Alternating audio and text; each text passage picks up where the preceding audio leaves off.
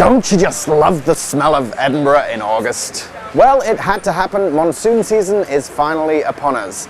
But Broadway Baby is still here bringing you the cream of the fringe. We start today's show with a look at Parasites, which is playing here at C venues. We spoke to Richard Ings to tell us something about it.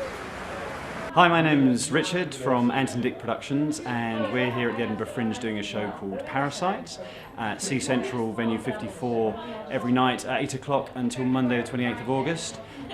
Basically, the show is it's kind of Shaun of the Dead meets Teachers. Kind of a rom-com, a zombie romantic comedy. I play a crusty old university professor whose career's kind of taken a nosedive, and just before I'm supposed to be giving the main lecture to the students, I drink a whole bottle of whiskey, so that doesn't quite go to plan. And meanwhile, there's a subplot about a parasite that turns people into psychopaths that's at loose in the university. So that's our show, say 8 o'clock every night, C Central, venue 54 in Edinburgh, and thank you very much. Here's a clip. And in a moment I'm going to very lucidly bite off. No, please! But first I think I'm going to literally shit on Trevor's face. To literally shit! I spit an infinitive! I am a mad woman! Oh, save me! Murder! Rape! Help! Help! Parasites tells the tale of a rundown university facing government inspection, plagiarism of scientific work, and secret military experiments. But that's not important. The real treat of this show is its farce going on between the absurd plot points. Without ever getting too self-obsessed, this comedy contains plenty to laugh at. Oh, that is nasty. That is really, really nasty.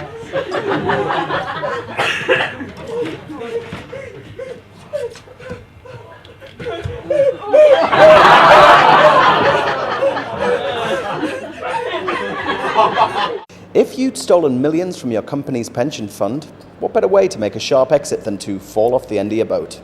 Sound familiar? The Robert Maxwell story is central to Lies Have Been Told, playing over the Pleasance Dome. We caught up with Philip York to tell us something about it.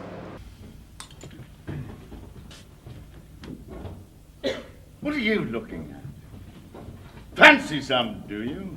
Of course you do. Everybody loves caviar. This is the real thing, you know, not those sad little lumps of grape shots they try and palm you off with in so-called four-star hotels. Beluga! Beluga! Have you any idea how much this stuff costs? You want it? Come on, try it, it'll change your life. You want it, you earn it, like I had to. Hi, Philip York. I'm in a play called Lies Have Been Told, which is an evening with Robert Maxwell. It is in fact a one-man show, but it is more like a play than a one-man show. It's about this man, if you don't know anything about Robert Maxwell, who robbed the pension fund of the Daily Mirror about £900 million, and it goes on to kind of talk about his life in a psychological way.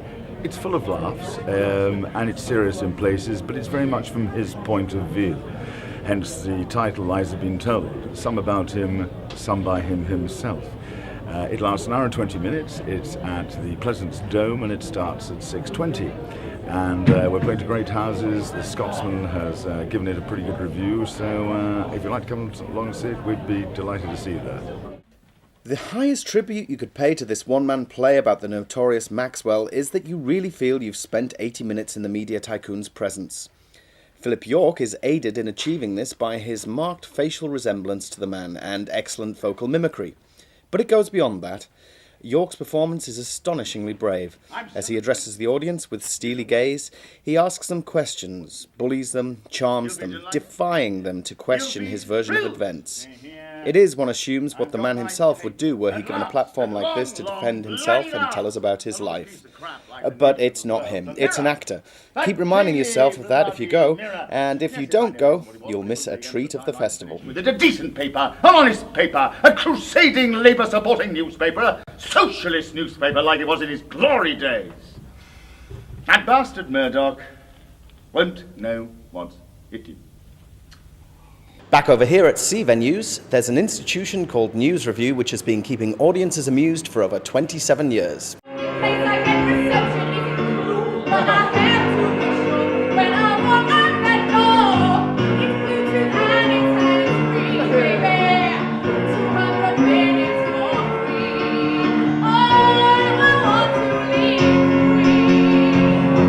Of course, it's all very un-PC, and there's something likely to offend at every hairpin bend.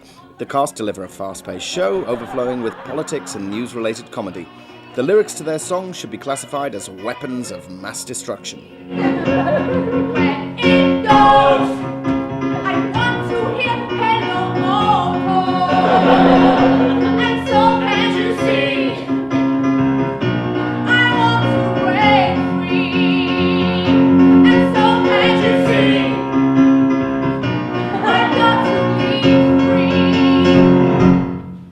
And finally, today we take a look at Confessions of a Paralysed Porn Star, which is playing over at C Central. Dear Lord above, as I lie here, paralyzed below, there is just one answer I really need to know. Do we need another one-woman show? Do we need another overpriced, under-rehearsed, self-indulgent one-woman show? Confessions of a Paralysed Porn Star is a 50-minute show. It's a contortion of stand-up and song, and it's all about my life as opposed to another Sarah Louise Young, who happens to be a very famous porn star. It's got music, it's got stand-up, and please come along and watch. C Central every night, 8:40. Now, if you don't know Brixton, it's like London's kind of social appendix, and you can ignore it for years, but as soon as it flares up, you've got to call 999. And all major cities have their Brixton, so like Manchester has Moss Side, and Birmingham has Handsworth, and Edinburgh has Glasgow. Sarah Louise Young's show was conceived the day she Googled herself and discovered she shared her name with a porn star. Unsurprisingly, the hook of the show features sex, fetishism, and many references to Ann Summers, including product placement. But Young's fresh-faced and innocent approach removes any notion that this is smutty. It's like Cilla Black hosting an instructional video on wearing a condom. If you've never been to Brixton, I urge you to go there. They play opera music, and it's wonderful because it calms down the crack chord, you know. And that's it. We look forward to seeing you on the next Broadway Baby vodcast right here from the Edinburgh Fringe.